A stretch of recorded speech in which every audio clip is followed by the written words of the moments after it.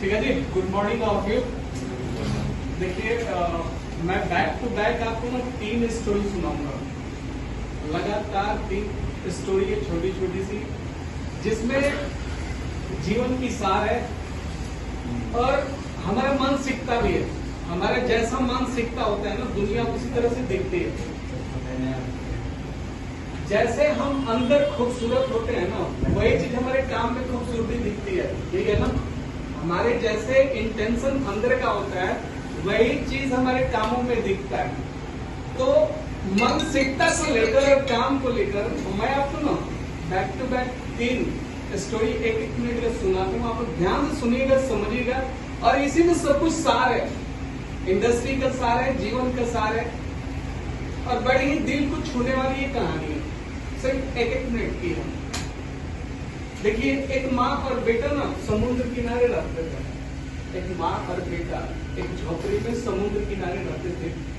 अचानक एक दिन समुद्र में ना ज्वार भाटा आया, मतलब समुद्र में ज्वार भाटा आया और बहुत सारे उसमें मछलियां होती है, मछली होती है, फिश होती है।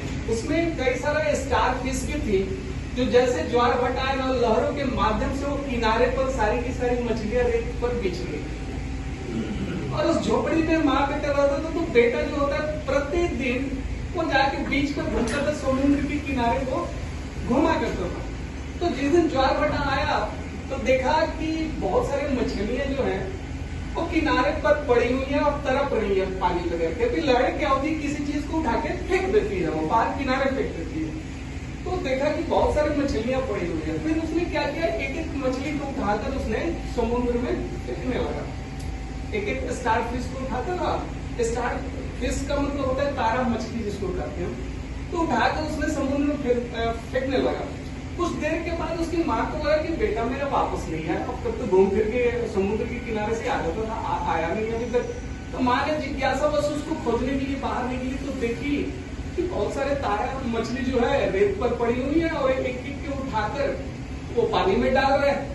तो माँ ने बड़ी जिज्ञासा वाला उत्सुकता बस पूछा कि बेटा तुम क्या कर रहे हो?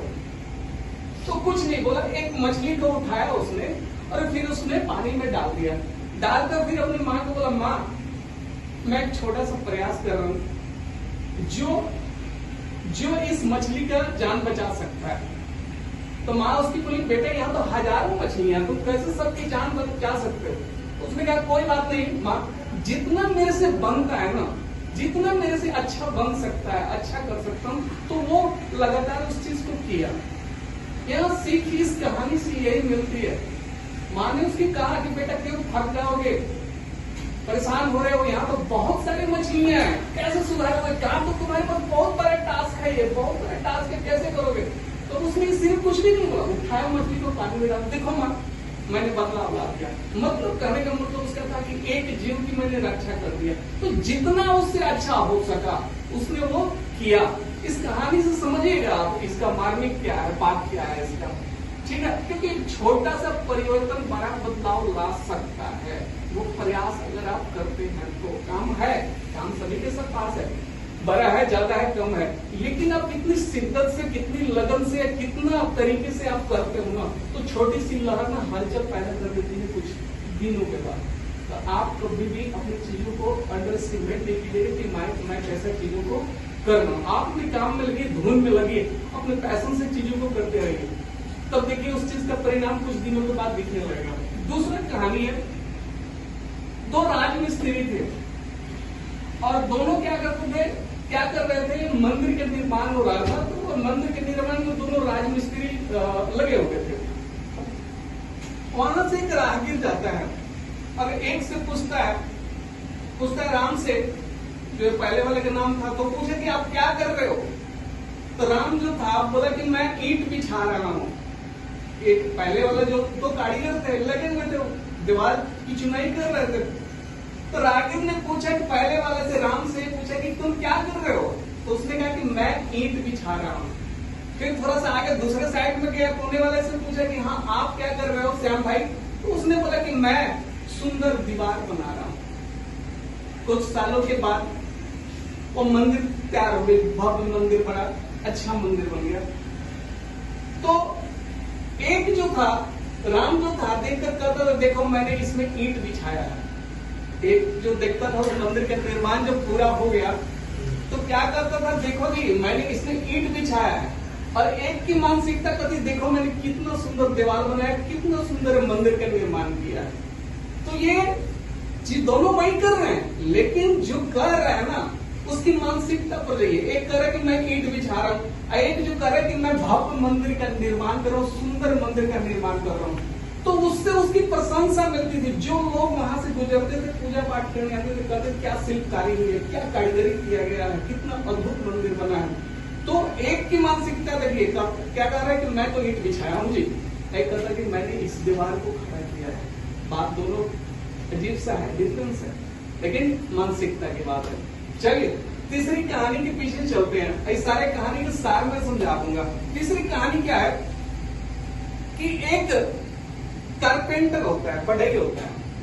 वो बढ़ई क्या करता है, बस इस जीवन भर अच्छी अच्छी इमारतें बनाया, घर बनाया और अच्छा से जुड़ा रहा संस्था के साथ। बहुत सारे घरों का, मकानों का निर्माण किया। लास्ट में उसने सोचा कि चलो अब तो मैंने जीवन का काफी समय दे दिया इस कंपनी को, अब मुझे रिटायरमेंट चाहिए इस कंपनी से, क्योंकि काम मैंने बहुत किया है यहाँ पे। तो ऑनर के पास जाता है, अपने मालिक के पास जाता है, कहता है सर ऐसा है कि मैं अब काम आपके साथ करना नहीं चाहता हूँ, आप कृपया करके मेरा जो भी हिसाब किताब बनता है आप मेरे को दे दीजिए, मैं अब काम नहीं करना चाहता हूँ। तो मालिक ने कहा अरे भाई आप तो बड़ा सुंदर कारीगर हो, बहुत अच्छा बढ़ई के काम किया है, बहुत अच्छे मकान बनाया हो, घरों का निर्माण किए हो और आपकी प्रशंसा चारों तरफ बहुत हुई है, एक आप छोटा सा काम कीजिए, मेरी लास्ट बात मान लीजिए। तो बोला कि ठीक है सर बताइए कौन सी बात है। उन्होंने कहा कि ठीक है, एक जाते जाते अब रिटायर तो हो ही रहे हैं, एक जाते जाते ना एक मकान और बना के जाइए, एक घर और बना के जाइए।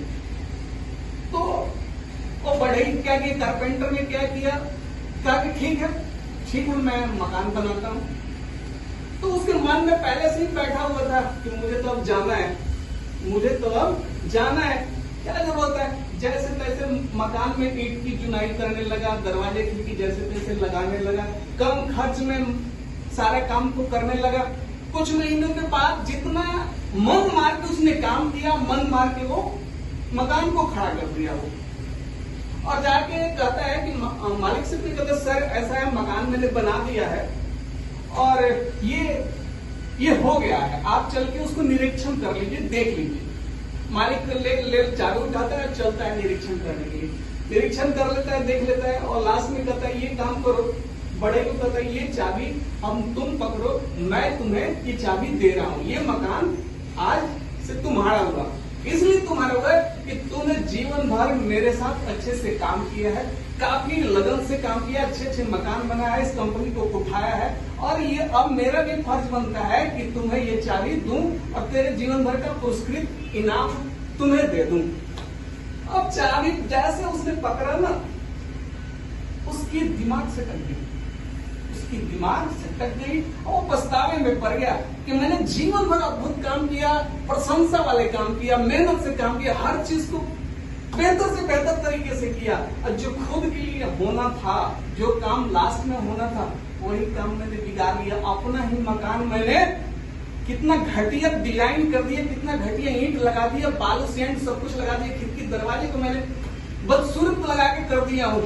तो वो उससे उसको मलाल होती है, उससे उसकी मलाल होती है, बहुत ज्यादा वो पछताता है, बताइए यार अंत वाला कुछ सब वाला जो भी था, जाते जाते भी मुझे अच्छा काम कर जाना चाहिए था, लेकिन उसने ऐसा नहीं किया और वो पछतावे के जितना उम्र उसने अच्छे काम किया था, उससे कहीं ज्यादा उसको पछतावे की आग में जलना शुरू हो गया।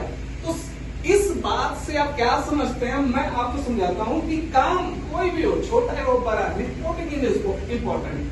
आप अगर अपने स्टैंडर्ड से कंप्रोमाइज करते हो ना, आप यदि अपने स्टैंडर्ड से कंप्रोमाइज करते हो तो छवि आपके सामने दिख जाएगी काम में, क्या काम कैसे कर रहे हो।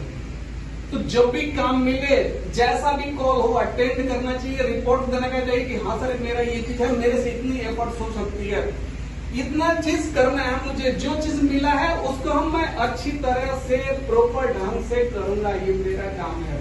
अगर मेरी छोटी सी प्रयास परिवर्तन ला सकती है तो सामूहिक पर परिवर्तन कैसे लाएगी? जब हम सब मिलकर एक साथ काम करेंगे तो वही सभ्यता बनती है, वही संस्कृति बनता है, वही ब्रांड बनता है चीजें। तो कहानी का मार्मिक यही है, उस बच्चे को उठाइए, हजारों फीस और रेत पे पड़ी हुई थी, लेकिन उसने प्रयास नहीं छोड़ा। कोई बात नहीं है, टारगेट बड़ा है, लेकिन मैं पीछे नहीं हटूंगा। जितना हो रहा है मैं मछली को डालते जाऊंगा और उनको बचाऊंगा।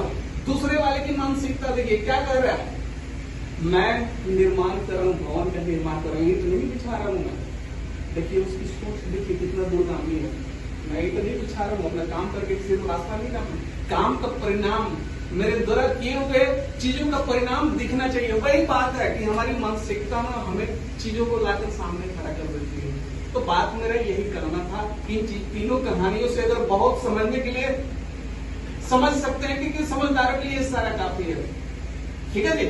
अब बात आते हैं थोड़ा सा कंपनी की तरफ। बहुत सारे प्रॉब्लमें आ रही हैं, मैं कुछ सॉर्ट आउट करूंगा। देखिए मैंने ये बात को कभी चर्चा थोड़ा सा ब्रीफली जरूर किया था, संक्षेप में किया था, बाकी आज समझाता हूँ, समझिएगा ध्यान से।